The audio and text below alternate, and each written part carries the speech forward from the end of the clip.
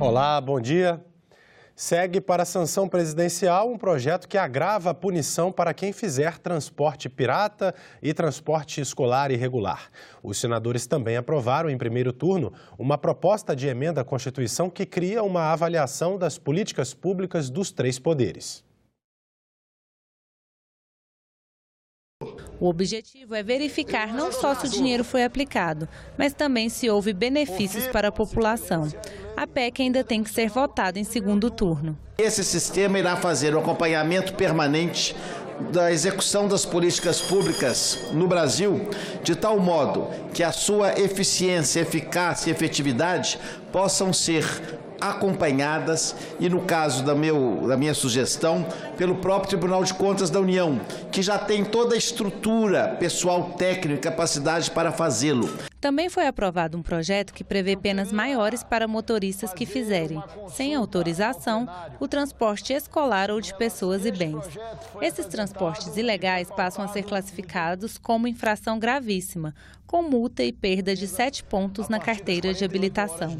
O texto segue para a sanção presidencial. Foi aprovada ainda a programação monetária do governo federal relativa ao terceiro e quarto trimestre de 2018 e do primeiro trimestre de 2019.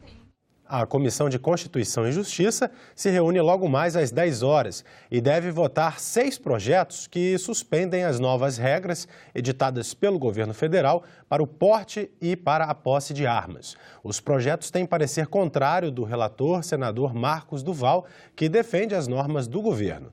Autora de um dos 6 projetos, a senadora Elisiane Gama criticou o parecer. Primeiramente, o decreto é inconstitucional. Num primeiro momento, o presidente enviou para esta casa um decreto com vários vícios de inconstitucionalidade, depois reeditou e continuaram os vícios, tanto que nota técnica da Câmara, do Senado, do Ministério Público Federal mostrou claramente isso. Isso é um primeiro ponto que nós, na verdade, consideramos. Depois, do ponto de vista do mérito, o impacto será muito grande para a população brasileira. Se a gente for analisar do ponto de vista de aceitação popular, mais de 60% da população brasileira, em todas as pesquisas que são feitas, rejeitam o porte de arma. Isso realmente é muito ruim, traz grandes prejuízos para a população como um todo. Nós apresentamos um decreto legislativo na CCJ, que será apreciado e o relatório será apresentado nesta quarta-feira. Eu espero que nós possamos aprovar esse nosso decreto legislativo, que vai sustar os efeitos do decreto presidencial. Confira agora o que está programado para esta manhã em outras comissões do Senado. Às 9 horas, na Comissão de Assuntos Sociais, pode ser votado projeto que institui imposto para a comercialização de refrigerantes e de bebidas açucaradas. Na Comissão de Desenvolvimento Regional e Turismo, o destaque é para o projeto que regulamenta a profissão de salva-vidas. Na Comissão de Ciência e Tecnologia, um dos itens é o projeto que destina 20% do Fundo Social do Pré-Sal para o desenvolvimento científico. E às 11 horas, a Comissão de Assuntos Sociais faz outra reunião, desta vez audiência pública sobre projeto que proíbe a venda de protetores solares danosos a recifes de corais. A Comissão Parlamentar de Inquérito, que investiga as causas do rompimento da barragem de Brumadinho, realizou uma audiência pública nesta terça-feira. Especialistas em mineração discutiram soluções para o aproveitamento de rejeitos. O Brasil exporta, em média, 40 bilhões de dólares em minerais por ano. Do total, 30 bilhões são gerados por conta do minério de ferro, material que era extraído da mina do Córrego do Feijão, em Brumadinho. Isso representa 5% do produto interno bruto do país. Os dados ainda apontam para o fato de que cerca de 10 milhões de pessoas vivem dessa atividade. Com números tão importantes para a economia, a extração mineral deveria seguir alguns critérios para diminuir impactos ambientais. O reaproveitamento dos rejeitos seria uma das soluções, mas apenas se o material fosse armazenado em grande escala. É o que sugeriu este especialista durante a audiência pública da CPI de Brumadinho. Vão pegar tudo isso, vão fazer um monte de casas populares, vão fazer prédios e tal. Não é verdade. É possível fazer? É possível pegar o rejeito, botar num foguete e mandar para a Lua. Também é. É factível do ponto de vista prático? Não. A gente diz, então, que a gente tem que empilhar em grande escala. O senador Carlos Viana lembrou que o Tribunal de Contas da União já alertava desde 2016 para o risco de novos rompimentos de barragens. As falhas e irregularidades verificadas nessa auditoria envolvem a atuação a nível institucional da autarquia e alertam para o risco latente potencial de novos acidentes envolvendo barragens de rejeitos de mineração no Brasil. Esse relatório está aqui, 2016, na conclusão de Mariana. Esse principal achado decorre de dois achados. Que a fiscalização não atende à Política Nacional de Segurança de Barragens, e também o que eu vou mencionar de maneira rápida, mas o mais importante são as deficiências, a precariedade na estrutura do DNPM, hoje a Agência Nacional de Mineração.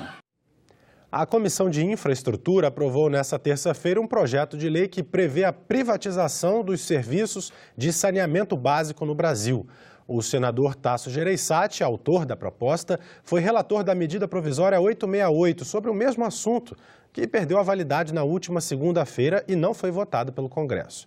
O texto, aprovado na Comissão de Infraestrutura em regime de urgência, segue agora para o plenário. O relatório do senador Roberto Rocha foi aprovado e agora segue para a votação em plenário. Apesar de abrir os contratos de saneamento básico à iniciativa privada, o relator também garantiu a participação das empresas estaduais de saneamento. Muitas delas já atuam em pequenos municípios. A preocupação dos senadores da comissão é que a privatização proposta pelo novo marco legal do saneamento beneficie apenas os grandes municípios do país. Se não for aprovado isso que o senador falou pelo governador, de botar um filé, e desculpe a linguagem baiana, e o mesmo tanto de chupa-molho, como a gente chama lá, ou seja, do osso, nós vamos largar as cidades pequenas ao Deus dará. Hoje, no estado do Amazonas, senhor presidente, quem administra a questão de saneamento na capital é uma empresa privada. E o interior do estado fica o estado do Amazonas com uma COSAMA fazendo de conta que faz, ou a prefeitura fazendo conta de que faz. Portanto, a grande maioria do interior do estado do Amazonas acaba vivendo uma situação de não ter água tratada de acordo com as regras da Organização Mundial de Saúde, etc., em função de que não se teve essa preocupação. Nosso parecer traz a figura da formação de blocos. Então, um município pequeno, mais outros tantos municípios pequenos e médios, gera uma economia de escala e gera interesse econômico, atrativo econômico. E ele vai estar na mesma licitação, esse bloco, com o município maior, que é de Imperatriz ou de São Luís, etc. Desta forma, a empresa estadual pode participar, inclusive através de uma SPE, com as empresas privadas. Como está em regime de urgência, o projeto vai ser votado em plenário amanhã, em sessão extraordinária convocada pelo presidente do Senado, Davi Alcolumbre, para as 8 horas da manhã. Em maio, o Brasil sediou pela primeira vez o Congresso Mundial sobre Justiça Restaurativa, um método para a solução de conflitos que vem sendo usado com sucesso em vários estados. A base do modelo de justiça criminal no Brasil é retributivo. O foco é no crime e na punição do infrator. Quanto maior o dano causado, maior a pena. Desde 2005, tribunais de justiça de alguns estados vêm aplicando de forma paralela ao sistema tradicional um modelo alternativo que vai além dessa lógica da simples punição. A justiça restaurativa parte da ideia de que, além da violação da lei, os crimes têm consequências que também devem ser tratadas. Na prática, significa reunir as partes envolvidas em um conflito para juntos decidir qual a melhor forma de reparar o dano causado à vítima. O Tribunal de Justiça do Distrito Federal foi um dos pioneiros na aplicação da justiça restaurativa e é o único onde ela é aplicada nas varas criminais. De 2005 a 2015, cerca de 330 casos foram resolvidos pelo Tribunal de Justiça do Distrito Federal por meio da justiça restaurativa. De 2016, quando o CNJ editou normas para aplicação da justiça restaurativa, até abril de 2019, mais de 3 mil casos foram encaminhados para o Núcleo de Justiça Restaurativa. cerca de 60% foram resolvidos. Daí ele veio com muita alta velocidade, não deu tempo nem de nós correr. Só olhar assim para trás. Quando ele veio, que bateu nas minhas costas, eu capotei, voei ali no portão do vizinho, um pouquinho para frente, esse portão ali. Não consegui dormir mais, parece que quebrou minhas pernas, entendeu? Não conseguia dormir não, de jeitinho, nem sair na rua, porque eu ficava de poder encontrar eles. O coordenador técnico do núcleo explica que a justiça restaurativa não é para aliviar a pena, mas para responsabilizar o ofensor. É uma nova forma de enxergar o crime e a justiça criminal. É principalmente para dar um novo olhar para a vítima, sabe? Então, a principal afetada pelo crime ter uma resposta mais adequada às suas necessidades, né? Basicamente, a justiça restaurativa vai fazer isso. Só que a diferença é que, como é que ela vai fazer isso em relação à vítima? Responsabilizando o ofensor, não punindo. Entendeu? Então ele vai ter que reparar, muitas vezes ele vai precisar continuar trabalhando para que ele possa realmente reparar tudo aquilo que ele cometeu em relação à vítima. Mas, segundo ele, a justiça restaurativa só pode ser aplicada se tanto a vítima quanto o ofensor aceitarem participar do processo. O ofensor, ele precisa ter condições reais de se responsabilizar. Então, se ele não tiver condições de se conscientizar, de reparar e de mudar seu comportamento, né, ou se ele não quiser participar do processo restaurativo, a gente precisa ter alguma coisa, uma resposta do Estado àquele crime que ele cometeu. Resolver conflitos e também prevenir violência. Em Santana, cidade do Amapá, uma experiência com a justiça restaurativa mudou a realidade em um dos bairros mais violentos da cidade e até ajudou a reduzir a evasão escolar. Os nossos adolescentes, eu digo assim, os nossos alunos, eles se destacam, sabe, hoje. A gente percebe assim que o diálogo, essa força assim de dizer, ei, eu tô aqui, ei, você vai me ouvir, ei, eu posso falar. A escola Piauí teve a nota mais alta do IDEB. Hoje, essa comunidade reduziu o índice de violência, as pessoas conseguem se relacionar de forma melhor e não é mais necessário você entrar acompanhado ou de policial ou de algum morador para se proteger. Então é isso que nós precisamos. Nós precisamos de caminhos para a transformação, para a prevenção da violência e para a resolução de conflitos. Para o senador Paulo Rocha, o Brasil está passando por uma crise política que pode chegar a uma crise social. Em entrevista à jornalista Renata de Paula, ele faz críticas à condução das políticas públicas do governo e aos cortes que têm sido feitos pela atual gestão. Olá!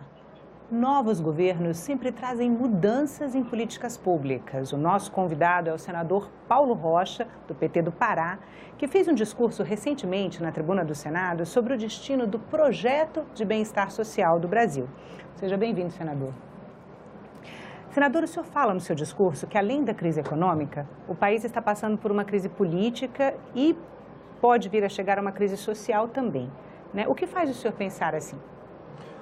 Olha, o Brasil ele tem uma história de dominação de uma classe dominante, e que depois de 500 anos, a partir da organização do povo, já onde eu faço parte dessa geração, nós conquistamos, né, não só o direito de eleger os nossos governantes, mas a partir da Constituição de 88, a gente estabeleceu ali, pela mobilização desse povo, um conjunto de normas que foi colocado na Constituinte, que criou as condições da gente construir uma sociedade democrática e, com essa sociedade democrática, a gente conquistar governos que implementassem políticas para construir um Estado social, exatamente para tirar ou diminuir essas diferenças que existem ainda no nosso país. O projeto foi desenhado pela Constituição de 1988, senador? Lá está, todas as conquistas, direitos individuais, direitos coletivos, o Estado de Direito, né? E no Estado de Direito tem lá as regras básicas de uma sociedade democrática. O direito à presunção de inocência, o transitado em julgado, tudo isso está posto lá na Constituição. A autonomia das universidades, que significa com isso? Que isso é uma conquista de um povo, de organização. Para pôr o exemplo concreto aqui do que está sendo posto pelo nosso governo. A Previdência Social. A Previdência pública no nosso país é uma conquista. Não é daquele governo, daquele partido. É a conquista da sociedade brasileira. E construída até antes, né? Da por Constituição exemplo, de 88. A aposentadoria rural já é anterior. Em 88 não tinha aposentadoria rural. Não tinha. Tinha lá um negócio chamado Fundo Rural, que na verdade era uma contribuição que nós apelidávamos de pagamento do enterro do cidadão. Foi na Constituinte de 88 que colocamos lá na Constituição o direito da trabalhadora e dos trabalhadores rurais se aposentarem, entendeu? Direito ao salário maternidade da mulher, trabalhadora rural. A extensão da licença maternidade, né, de 80 para 120 Então, ali dias. Se estabeleceu uma regra e a possibilidade de construir uma sociedade democrática. E, a partir disso, nós conquistamos governos, como o governo Lula, por exemplo, que aí implementou políticas públicas que fez chegar para o cidadão. Minha Casa Minha Vida, Luz para Todos, Bolsa Família, mais médicos, mais universidades. Né? E com autonomia, com a gestão da própria universidade. O que é que nós estamos vendo hoje? A quebra disso, a interrupção disso. Quando nós falávamos que o golpe com o impeachment da Dilma, quando nós falamos em golpe, foi exatamente para isso, foi para interromper um processo que estava sendo construído e através do processo democrático. Como as elites não conquistavam mais o poder via democracia, que já tinham perdido 4, aí estabeleceram o processo de impeachment contra o presidente. Aí, qual foi a consequência disso? Está aí. Mas o governo foi eleito democraticamente, senador. Democraticamente, teve a maioria dos votos válidos, vírgula, né? Porque usaram todo um processo da comunicação, da criminalização da boa política, o tal dos fake news, e envolveu aí um fundamentalismo moralista da sociedade brasileira que levou esse estado de coisa. E usando tudo o nome de Deus. Como o nosso país é um país religioso, um país onde o povo é religioso, aí levou esse estado de coisa. E você vê que as coisas estão já um conjunto de lideranças, inclusive, que levaram a essa mobilização, estão se arrependendo. O senhor diz no discurso que, às vezes, a Constituição está sendo rasgada. Em que momento o senhor acredita que isso está acontecendo? Por exemplo, à medida que ele manda um projeto para cá, que está na Constituição, de cortar a 30% as verbas da universidade, isso está lá na Constituição. A Constituição assegura que as universidades tenham suas autonomia, inclusive de gestão financeira. O governo diz que é um contingenciamento, né, senador? Contingenciamento todos os governos fizeram. Não é verdade, né? Não é verdade.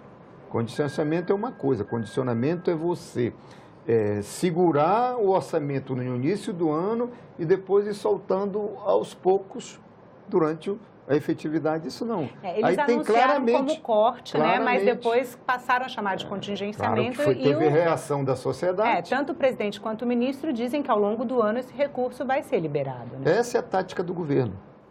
Ele corta para experimentar se não tem reação, depois recua à medida conforme a reação da sociedade. Foi todos os projetos que ele anunciou, foi assim. Já não é mais assim, já não sei o que mais tal.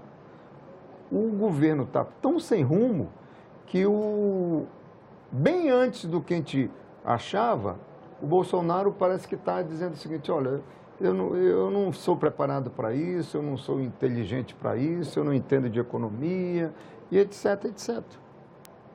Então, quer dizer, o Bolsonaro, ele personaliza exatamente o retrocesso que o país está vivendo. Senador, em relação à reforma da Previdência, como é que o senhor avalia essa proposta? Olha, primeiro... Avanço ou retrocesso? Primeiro que não é reforma da Previdência. Por isso que o nome reforma da Previdência não é, porque reforma significa ajuste, reorganizar, como uma reforma numa casa. Você dar uma arrumada na parede ou fazer um puxadinho, etc, etc. Acabar com a casa, derrubar a casa e construir outra no lugar, isso não é reforma. É isso que o governo está fazendo. Eles querem acabar com a Previdência Pública e transformar a Previdência Pública na capitalização. Previdência Pública significa o seguinte: você dá a sua parte como trabalhador e o patrão dá a sua outra, para criar um fundo de solidariedade gestado pela entidade pública. O que eles estão propondo não é isso, é capitalização. Ou seja, você paga, contribui lá, como se fosse uma caderneta de poupança, e vai ser gestado pelos banqueiros, que vai gestar o teu fundo para quando chegar naquela época e te pagar. É como se fosse uma caderneta de poupança. Não tem contrapartida nem do Estado, nem do patrão, de ninguém. É o teu dinheiro. Isso é acabar com a Previdência Pública e transformar num processo de capitalização, que, na verdade, é uma caderneta de poupança individual. Por que eu tenho que dar para o banqueiro a minha caderneta de poupança? Eu vou depositar, ponho lá na caixa e vou acompanhando lá os juros. Então, depois eu administro, eu pessoalmente. Em relação ao programa Mais Médicos, senador, o senhor também se posicionou contrário à condução, né, que o governo está dando ao programa. Esse foi um setor que mais se avançou no país em termos de políticas públicas, porque não só como já existe um projeto avançado, que é o Sistema SUS, o que é que no governo do Lula, principalmente, avançou? Não só nós criamos condições de infraestrutura lá no interior, as unidades básicas de saúde, as UPAs, etc., como avançamos muito mais pela carência de falta de mão de obra especializada, foi criado um Mais Médico, para assegurar o médico lá no interior, lá nos lugares mais distantes, e com experiência de saúde básica. Isso é uma grande conquista. Agora, o que aconteceu? Que era a experiência dos médicos cubanos, senador, é isso? Exatamente, porque é o país que mais avançou na preparação e nas experiências de saúde básica foi Cuba, entendeu? Aí vem o novo governo e começa com essa política ideológica. Aliás, o governo aí, os ministros, ele enxerga um comunista até na sombra deles, entendeu? Fazendo uma política de idealização da disputa política que está estabelecida. E então, o que acontece? Os Mais Médicos é um retrocesso e um grave prejuízo para a família brasileira, principalmente os mais pobres do interior do nosso país, né? Está aí, todo mundo reclamando, inclusive os principais que sentiram isso são os nossos prefeitos dos nossos interiores, entendeu? Tinha prefeitura por aí que não conseguia, mesmo pagando um salário grande, de 30 mil reais, cidadezinha lá do interior, não conseguia ter um médico, e quando conseguia eram 2 vezes por semana. Os médicos cubanos tinham município que tinha 4, 5 médicos. Áreas indígenas foram afetadas também, indígena, né, interiorzão lá e tal. Então, isso é retrocesso. Corte das políticas públicas como Minha Casa Minha Vida, corte do Luz para Todos, corte nas universidades, corte em tudo, né? Foi o símbolo que eu usei nesse pronunciamento. Parece motosserra. Corta tudo. Entendeu? Então, este é um grande retrocesso que nós estamos vendo no nosso país. Senador, muito obrigada pela entrevista. Nós ficamos por aqui. Você pode rever as reportagens desta edição na nossa página na internet, senado.leg.br/tv. Muito obrigado pela sua companhia e continue sintonizado aqui na TV Senado.